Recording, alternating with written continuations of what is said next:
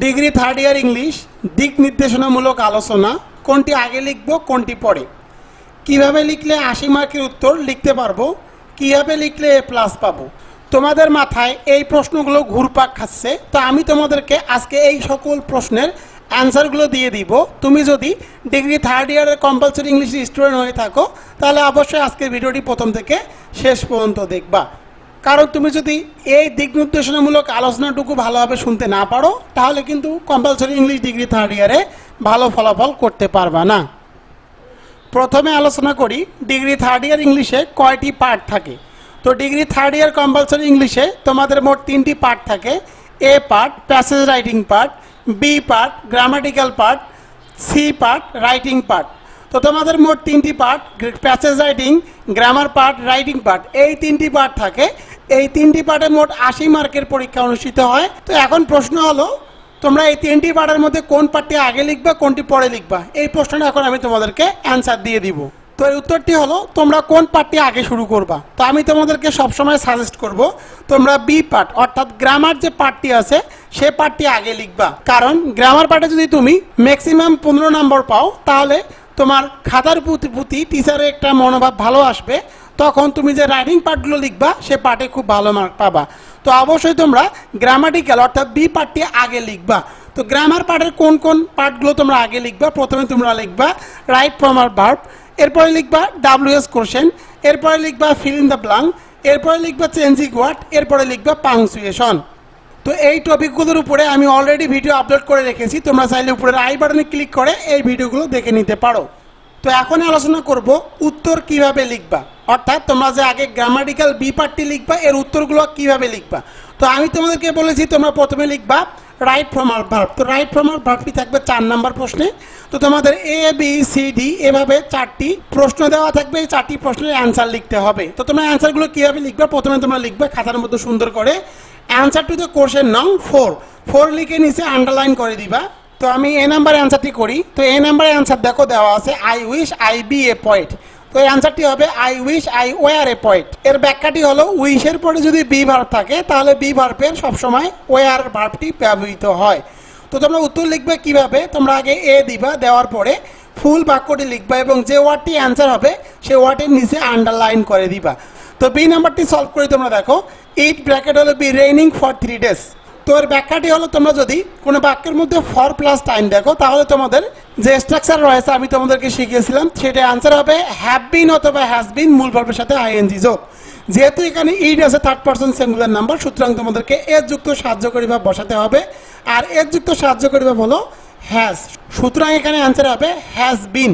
আর এখানে দেখো মূল ভার্বের সাথে আইএনজি যুক্ত করাই আছে, সুতরাং আমাদের এটা চেঞ্জ করতে হবে না। তো এখানে অ্যান্সারটি হবে it has been raining for 3 days। এবার সি নম্বরে চলে যাই। সি নম্বরটি দেখো হি ব্র্যাকেট হলো ডাই লাস্ট নাইট। তো আমি তোমাদেরকে বলেছিলাম কোনো বাক্যের মধ্যে লাস্ট প্লাস টাইম থাকলে ব্র্যাকেটে যে ভার্বটি থাকবে তার পাস্ট ফর্ম করতে হবে। তো ডাইয়ের পাস্ট ফর্ম হলো ডাইট, এই কারণে এখানে আনসার হবে ডাইট, হি ডাইট লাস্ট নাইট। তোমরা অবশ্যই যে ওয়ার্ডটি আনসার হবে সেই ওয়ার্ডের নিচে আন্ডারলাইন করে দিবা। আমি যেভাবে আন্ডারলাইন করে দিয়েছি তোমরা পরীক্ষার খাতায় সেভাবে আন্ডারলাইন করে দিবা। I saw 2 boys swim in the pond. তো এর আনসারটি হবে সুইমিং। এর ব্যাখ্যাটি হলো অর্থাৎ কোনো বাক্যে যদি 2টি ভার্ব থাকে তাহলে দ্বিতীয় বাক্যের ভার্বের সাথে আইএনজি যুক্ত করতে হয়। তো যেহেতু এখানে স একটি ভার্ব এবং পরের ভার্বটি আছে সুইম, তো দ্বিতীয় ভার্বের সাথে আমি আইএনজি যুক্ত করে দিয়েছি, হয়ে গেল সুইমিং। অ্যান্সার হবে I saw 2 boys swimming in the pond. তো আশা করতেছি রাইট ফর্মাল ভার্ব কীভাবে আনসার লিখবে সেটা বুঝতে পেরেছো। এবার চলে যাই 6 নম্বরে। তো 6 নম্বরে তোমাদের থাকবে WH কোশ্চেন। তো তোমরা WH কোশ্চেন কীভাবে লিখবা, তোমাদের 4টি WH কোশ্চেন থাকবে, 4টিতে মার্ক থাকবে 4 মার্ক, 4টিরেই অ্যান্সার দিতে হবে। তোমরা আগে লিখবে অ্যান্সার টু দ্য কোশ্চেন নং 6, এরপরে তোমরা এগুলো অ্যান্সার করে দিবে। তো তোমরা দেখো প্রথম বাক্যটি হলো ই ওয়েন্ট টু ঢাকা বাই এ কার। সে ঢাকা গিয়েছিল একটি কার কেনার জন্য। তো প্রশ্ন করতে হবে সে কেন ঢাকা গিয়েছিল, প্রথমে WH। তো আমি তোমাদেরকে বলেছিলাম টু যদি কোনো থাকে, টু থাকলে টু এর জন্য হোয়াই নিতে হবে, এরপরে সাহায্যকারী ভাব বসাতে হবে। যেহেতু বাক্যের মধ্যে সাহায্যকারী ভাব দেওয়া নেই এবং মূল ভার্বের পাস্ট ফর্ম করা আছে, সুতরাং তোমাদেরকে ডু ডাজ ডিড এই 3টির মধ্যে ডিড নিয়ে আসতে হবে, এরপরে সাবজেক্ট বসাতে হবে। এখানে সাবজেক্ট দেওয়া আছে হি, তো হি ঠিক রাখলাম। এরপর তোমাদেরকে মূল ভাব বসাতে হবে। এখানে দেখো মূল ভাব দেওয়া আছে ওয়েন্ট, কিন্তু আমি এখানে মূল ভাব গো বসিয়েছি। এর ব্যাখ্যাটি হলো তোমরা যদি সাহায্যকারী ভাব হিসেবে ডিড বসাও তাহলে যে মূল ভাবটি থাকবে তার প্রেজেন্ট ফর্ম করতে হবে। তো ওয়েন্টের প্রেজেন্ট ফর্ম হলো গো, এবং বাকি অংশ টু ঢাকাটি ঠিক রাখলাম এবং তোমাদের অবশ্যই শেষে একটি প্রশ্নবোধক চিহ্ন বসাতে হবে। এখানে অ্যান্সার হবে why did he go to Dhaka, সে কেন ঢাকায় গিয়েছিল। বি নাম্বারে দেখো, বি নাম্বারটি আছে Shakespeare was a playwright. তো এর অ্যান্সারটি তোমরা লিখবা হোয়াট ওয়াজ শেক্সপিয়ার, মানে শেক্সপিয়ার কি। তো এখানে মূল অংশ হলো প্লে রাইট, তো প্লে রাইটটি বাদ দিয়ে তোমাদেরকে হোয়াট দ্বারা প্রশ্ন করতে হবে। আগে হোয়াট, এরপরে সাহায্যকারী ভাব, এরপরে বাকি অংশ। এরপরে দেখো হি লিভস ইন লন্ডন, এর বাংলা অর্থ সে লন্ডনে বসবাস করে। তো তোমাদেরকে প্রশ্ন করতে হবে সে কোথায় বসবাস করে, যেহেতু এখানে স্থানের নাম আছে সুতরাং তোমাদেরকে ডাব্লিউ হিসাবে নিয়ে আসতে হবে হোয়ার। এরপর সাহায্যকারী ভাব বসাতে হবে। তো তোমরা দেখো বাক্যের মধ্যে কোনো সাহায্যকারী ভাব দেওয়া নাই, ভার্বের সাথে এস যুক্ত করা আছে। যদি ভার্বের সাথে এস যুক্ত করা থাকে এবং বাক্যের মধ্যে কোনো সাহায্যকারী ভাব দেওয়া না থাকে তাহলে তোমাদেরকে সাহায্যকারী ভাব হিসেবে ডাস নিয়ে আসতে হবে। এরপরে সাবজেক্ট বসাতে হবে। এখানে সাবজেক্ট দেওয়া আছে হি, হিটি বসালাম। এরপর তোমাদেরকে মূল ভাব বসাতে হবে। তো বাক্যের মধ্যে দেখো মূল ভাবের সাথে এস যুক্ত করা আছে। আর আমি তোমাদেরকে বলেছিলাম তোমরা যদি সাহায্যকারী ভাব হিসাবে ডু, ডাস, ডিড এই তিনটির মধ্যে যে কোনো একটি বসাও তাহলে যে ভার্বটি থাকবে তার প্রেজেন্ট ফর্ম করতে হবে। তো লিভস এর প্রেজেন্ট ফর্ম হলো লিভ, এরপরে বাকি অংশ ইন এখানে বসিয়েছি। এবার চলে যায় ডি নম্বরে। তো ডি নম্বর প্রশ্নটি হলো he went to India yesterday. তো এর অ্যান্সারটি হবে সে গতকাল ইন্ডিয়া গিয়েছিল। তোমাদেরকে প্রশ্ন করতে হবে সে কখন ইন্ডিয়া গিয়েছিল। তো দেখো এখানে আছে ইয়েস্টারডে, তো ইয়েস্টারডে থাকলে অবশ্যই তোমাদেরকে ডাব্লিউ হিসেবে নিয়ে আসতে হবে হোয়েন। তো আমি এখানে হোয়েন নিয়ে এসেছি। এরপরে সাহায্যকারী ভাব বসাতে হবে। দেখো বাক্যের মধ্যে কোনো সাহায্যকারী ভাব দেওয়া নাই, যদি দেওয়া না থাকে তাহলে মূল ভাব অনুযায়ী ডু, ডাস, ডিড তিনটির মধ্যে যে কোনো একটি বসাতে হবে। তো তোমরা দেখো এখানে ভার্বের পাস্ট ফর্ম আছে, ভার্বের পাস্ট ফর্ম থাকলে তোমাদেরকে সাহায্যকারী ভাব হিসেবে ডিড বসাতে হবে। এরপরে সাবজেক্ট বসাতে হবে। এখানে সাবজেক্ট দেওয়া আছে হি, তো হিটি ঠিক রাখলাম। এরপর তোমাদেরকে মূল ভাব বসাতে হবে। তো বাক্যের মধ্যে দেখো মূল ভাব দেওয়া আছে ওয়েন্ট। আর আমি তোমাদেরকে বলেছি তোমরা যদি সাহায্যকারী হিসেবে ডু, ডাস, ডিড এই তিনটির মধ্যে একটি বসালে যে মূল ভাবটি থাকবে তার প্রেজেন্ট ফর্ম করতে হবে। তোমরা দেখো এখানে মূল ভাব দেওয়া আছে ওয়েন্ট, ওয়েন্টের প্রেজেন্ট ফর্ম হলো গো, এই কারণে এখানে গো বসিয়েছি এবং পরের অংশটুকু টু ইন্ডিয়া ঠিক রেখেছি। এখানে অ্যান্সার হবে when did he go to India, সে কখন ইন্ডিয়া গিয়েছিল। অ্যান্সার দেওয়া আছে ইয়েস্টারডেতে ইন্ডিয়া গিয়েছিল। তো তোমরা ডাব্লিউএস কোশ্চেন লেখার সময় তোমরা অ্যান্সার টু দ্য কোশ্চেন নং 6 দিয়ে এভাবে ABCD দিয়ে তোমরা ডাব্লিউএস কোশ্চেন লিখবে। তবে অবশ্যই তোমরা ডাব্লিউএস কোশ্চেন লেখার ক্ষেত্রে অবশ্যই তোমাদেরকে একটি প্রশ্নবোধক চিহ্ন শেষে বসাতে হবে। এবার চলো যাই 3 নম্বর আইটেমে। তোমাদের 3 নম্বরে থাকবে ফিল ইন দ্য ব্ল্যাঙ্ক। তো তোমরা ফিল ইন দ্য ব্ল্যাঙ্ক কীভাবে লিখবা, তোমরা আগে লিখবে অ্যান্সার টু দ্য কোশ্চেন নং 3 লেখার পরে তোমরা ফিল ইন দ্য ব্ল্যাঙ্কগুলোর অ্যান্সার লিখে দিবা। তো তোমরা দেখো fill in the blank answer লেখার নিয়মগুলো হলো পুরো বাক্যটি লিখতে হবে এবং যে অ্যান্সারটি দেওয়া হবে সেই অ্যান্সারের নিচে তোমাদেরকে অবশ্যই আন্ডারলাইন দিতে হবে। তো প্রথম বাক্যটি দেখো এখানে দেওয়া আছে it is a pen bracket I bought yesterday. তো এখানে অ্যান্সার হবে হুইচ, তো হুইচ দিয়ে নিচে অবশ্যই আন্ডারলাইন দিতে হবে। 2 নম্বরটি দেখো আই অ্যাম ফাউন্ড অফ, এরপরে শূন্যস্থান দেওয়া আছে। তো আমি এখানে অ্যান্সার করেছি, তোমরা দেখো I am found of reading books. এরপরে যে সি নম্বরে, তো সি নম্বরটি দেখো he does not know how to.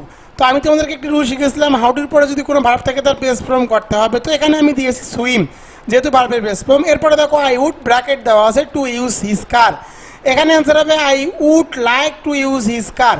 তো তোমরা ফিল ইন দ্য ব্ল্যাঙ্কের অ্যান্সারগুলো কীভাবে লিখবে, এ লিখে আগে পুরো বাক্যটি লিখবে এবং যেখানে অ্যান্সার লিখবে তার নিচে আন্ডারলাইন করে দিবা। এবার চলো যাই 2 নম্বর পোস্টে। তোমাদের 2 নম্বরে থাকবে চেঞ্জিং ওয়ার্ড। তোমরা চেঞ্জিং ওয়ার্ড এরপরে লিখবে। তো প্রথমে তোমরা লিখবে অ্যান্সার টু কোশ্চেন নং 2। এরপরে তোমরা দেখো এখানে কিন্তু কিছু ওয়ার্ড দেওয়া থাকবে এবং ব্র্যাকেটে কিছু পার্ট অফ স্পিচ রূপান্তর করতে হবে। তো প্রথমটি দেখো এখানে দেওয়া আছে বিউটি, তো বিউটি এর অ্যাডজেক্টিভ করতে হবে, বিউটি অ্যাডজেক্টিভ হলো বিউটিফুল। তো একটি করে বাক্য লিখতে হবে। তো যে ওয়ার্ডটি তোমরা লিখবে অর্থাৎ যেটি অ্যান্সার লিখবে সেই ওয়ার্ডটি দ্বারা তোমাদেরকে বাক্য রচনা করতে হবে। তো আমি এই বাক্য রচনা করে দিয়েছি রাকিব ইজ ভেরি বিউটিফুল। এরপরে দেখো 2 নম্বরটি ইনকরেজ। তো ইনকরেজকে তোমাদেরকে নাউন করতে হবে। তো ইনকরেজের নাউন হলো এনকারেজমেন্ট। তো এখানে অবশ্যই তোমাদেরকে নাউন লিখতে হবে এবং একটি বাক্য লিখতে হবে। তো আমি এখানে বাক্য লিখে দিয়েছি এভরিওয়ান নিড এনকারেজমেন্ট। যে আনসারটি তোমরা লিখবা সেই ওয়ার্ডটি দ্বারাই কিন্তু বাক্য রচনা করতে হবে। এরপরটিতে যাই। তো এরপরে দেখো আছে গ্রেট, গ্রেটের অ্যাডভার্ব করতে হবে। তো গ্রেটের অ্যাডভার্ব হলো গ্রেটলি। এরপরে ব্র্যাকেট দিয়ে তোমাদেরকে অ্যাডভার্ব লিখতে হবে, একটি বাক্য লিখতে হবে। আমি একটি বাক্য লিখে দিয়েছি, তোমরা দেখো হি ওয়াজ গ্রেটলি ইলিটেড বাই সাকসেস। এরপরে দেখো সর্বশেষ এখানে ওয়ার্ডটি দেওয়া আছে পাওয়ার, পাওয়ারের ভার্ব করতে হবে। তো পাওয়ারের ভার্ব হলো ইমপাওয়ার। তো আমি এখানে একটি সেন্টেন্স লিখে দিয়েছি, তোমরা দেখো মুভমেন্টস টু ইমপাওয়ার দ্য পোর। তো তোমরা আগে কি করবা, তোমরা যে ওয়ার্ডটি এখানে দেওয়া থাকবে সেই ওয়ার্ডটি আগে লিখবা, লেখার পরে অ্যান্সারটি লিখবা এবং ব্র্যাকেটে যা দেওয়া থাকবে সেটি এখানে লিখবা। এরপরে নিচে সেন্টেন্স দিয়ে বাক্যটি লিখে দিবা। তোমরা অবশ্যই চেঞ্জিং ওয়ার্ড এভাবে অ্যান্সার লিখবে, তাহলে তোমরা ফুল মার্কটি পেয়ে যাবা। তো এরপরে তোমরা 8 নম্বর আইটেম লিখবে, অর্থাৎ পাংচুয়েশনে অ্যান্সার করবা। তো আমি যেভাবে তোমাদেরকে ধাপে ধাপে অ্যান্সার করতে বলতেছি তোমরা পরীক্ষায় এভাবেই অ্যান্সার করবা, তাহলে তোমরা কিন্তু খুব ইজিলিভাবে ভালো মার্ক পাবা এবং A+ পাবা। তো পাংচুয়েশন লেখার নিয়মটি হলো তোমাদের কি প্যাসেজ দেওয়া থাকবে, সেই প্যাসেজ থেকে তোমাদেরকে পাংচুয়েশন ঠিক করতে হবে। তো পাংচুয়েশন নিয়ে আমাদের একটি স্পেশাল ক্লাস দেওয়া আছে, উপরে আই বাটনে আমি এর লিঙ্ক দিয়ে দিব এবং ভিডিও ডিসক্রিপশন বক্সে এর লিঙ্ক থাকবে। তোমরা চাইলে সেখানে ক্লিক করে পাংচুয়েশনের ক্লাসটি দেখে নিতে পারো। তো পাংচুয়েশন কীভাবে অ্যান্সার লিখবে দেখো, আগে পাংচুয়েশনটা তোমরা ঠিক করবো। তো আমি এখানে অ্যান্সারটি করে দিচ্ছি, তোমরা দেখো। The most important of all parts of a tragedy is the structure of the incidents because tragedy is an imitation not of a man but of an action and life। তো তোমরা অবশ্যই এভাবে পাংচুয়েশনগুলো রাইট করবো। তোমরা আমাকে অনেকেই প্রশ্ন করো, স্যার আমরা যদি পাংচুয়েশন ভুল করি তাহলে কি আমরা মার্ক পাবো? তো অবশ্যই তোমরা মার্ক পাবা। এখানে একটি পাংচুয়েশনের জন্য 1 মার্ক করে বরাদ্দ থাকে। তোমরা যদি 1 থেকে 2টি পাংচুয়েশন ভুল করো তাহলে তোমরা 1 থেকে 2 মার্ক কম পাবা। আমি তোমাদেরকে বি পার্টটি আগে লিখতে বললাম, তোমরা আমি যেভাবে লিখতে বললাম তোমরা সেভাবে অ্যান্সারগুলো লিখবা, তাহলে তোমরা খুব ভালো ফলাফল করতে পারবা। আর আমি তোমাদেরকে বলবো তোমরা গ্রামার পার্টটিতে খুব মনোযোগ দিবা। তোমরা যদি গ্রামার পার্টে ম্যাক্সিমাম 15 মার্ক পাও তাহলে শিক্ষকের তোমাদের প্রতি একটি ভালো মনোভাব থাকবে, তখন তোমরা রাইটিং পার্টে যাই লেখো না কেন তোমরা কিন্তু খুব ভালো মার্ক পাবা। তো আমি তোমাদেরকে সবসময় বলবো তোমরা গ্রামাটিক্যাল পার্টটি আগে লিখবে এবং কোনো কাটাকাটি করবো না, খুব সুন্দর করে লিখবে। আমি যেভাবে লিখতে বললাম সেভাবে লিখবে, তাহলে তোমরা ইজিলি হবে কিন্তু A+ পেয়ে যাবা। তো এখন রাইটিং পার্টে চলে যাই। এবার চলে যাই সি পার্টে। তো তোমরা গ্রামাটিক্যাল পার্টটি শেষ করার পরে সি পার্টটি লিখবা, অর্থাৎ রাইটিং পার্টটি লিখবা। তো তোমরা প্রথমে লিখবে ডায়লগ রাইটিং, এরপরে লিখবে অ্যাপ্লিকেশন রাইটিং, এরপরে লিখবে পোস্টার অ্যান্ড অ্যাডভার্টাইজমেন্ট রাইটিং, এরপরে লিখবা রিপোর্ট রাইটিং, এরপরে লিখবা লেটার রাইটিং। তোমরা অনেকেই প্রশ্ন করো, স্যার রাইটিং পার্টে যে আইটেমগুলো থাকবে সেগুলো আমরা কয় পেজে লিখবো? তো আমি এর অ্যান্সারটি তোমাদেরকে এখন করে দিই। তো তোমরা ডায়লগ রাইটিং তোমাদের ইচ্ছা মতো 1 পেজ, 2 পেজ অথবা 3 পেজে লিখতে পারো। তোমাদের ইচ্ছা মতো 1, 2, 3 পেজে লিখতে পারবা। এরপরে আসি অ্যাপ্লিকেশন রাইটিংয়ের ক্ষেত্রে। তো অ্যাপ্লিকেশন রাইটিংয়ের ক্ষেত্রে তোমাদেরকে অবশ্যই 1 পৃষ্ঠায় লিখতে হবে। অ্যাপ্লিকেশন রাইটিং তোমরা যদি 2 পৃষ্ঠা লেখো তাহলে কিন্তু মার্ক পাবা না।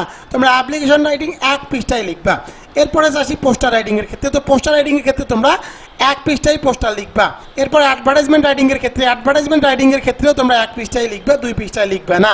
এবার চলে আসি রিপোর্ট রাইটিংয়ের ক্ষেত্রে। তো রিপোর্ট রাইটিংয়ের ক্ষেত্রে তোমরা সর্বদা 1 পৃষ্ঠা অথবা 2 পৃষ্ঠা লিখতে পারো। তো আমি তোমাদেরকে বলবো রিপোর্ট রাইটিংয়ের ক্ষেত্রে তোমরা যদি 1 পৃষ্ঠায় লেখো সেটাই হবে বেটার। তোমরা চাইলে 2 পৃষ্ঠায়ও রিপোর্ট রাইটিং লিখতে পারো। এরপরে চলে যাই লেটার রাইটিংয়ের ক্ষেত্রে। তো লেটার রাইটিংয়ের ক্ষেত্রে অনুরূপভাবে তোমরা লেটার রাইটিং চাইলে 1 পৃষ্ঠা অথবা 2 পৃষ্ঠা লিখতে পারো। আমি তোমাদেরকে বলবো লেটার খুব বড় করে লেখার দরকার নাই। তোমরা মেইন যে কথাগুলো আছে সেই কথাগুলো যদি 1 পৃষ্ঠায় সুন্দর করে লিখো তাহলে কিন্তু তোমাদের জন্য যথেষ্ট। 10 মার্কের মধ্যে তোমরা ইজিলিভাবে তাহলে 8 মার্ক পেয়ে যাবা। তো তোমরা চাইলে লেটার রাইটিং 1 থেকে 2 পৃষ্ঠা লিখতে পারো। তো অ্যাপ্লিকেশন রাইটিংয়ের ক্ষেত্রে অবশ্যই তোমাদেরকে 1 পৃষ্ঠায় লিখতে হবে, এই কথাটা তোমরা অবশ্যই মাথায় রাখবা। এবার চলে যাই সি পার্টে। তো সি পার্টটি হলো প্যাসেজ রাইটিং পার্ট। তো প্যাসেজ রাইটিংয়ে তোমাদের 2টি প্রশ্ন থাকে। 1 নম্বরটি হলো অ্যান্সারিং কোশ্চেন, আরেকটি হলো what meaning and make sentence. তো প্যাসেজ রাইটিংয়ে তোমাদের 10 মার্ক বরাদ্দ থাকে।